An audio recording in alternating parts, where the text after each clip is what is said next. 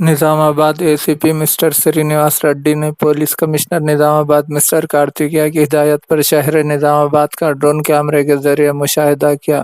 Zone علاقے Kanal Katta, Mohammadia Nagar, auto Nagar, Qila road, golden jubilee, Chandra Shekhar colony و دیگر علاقوں کا اپنی ٹیم کے ساتھ جائزہ لیتے ہوئے سوشل ڈسٹنس پر نظر رکھی اور عوام کو ہدایت دی کہ وہ سوشل ڈسٹنس برقرار رکھیں۔ جو لوگ بلا وجہ سائیکل اور بائیکس پر سوشل ڈسٹنس قائم نہیں رکھتے ہوئے گھوم رہے ہیں ان پر قانونی کارروائی کرنے کا حکم جاری کیا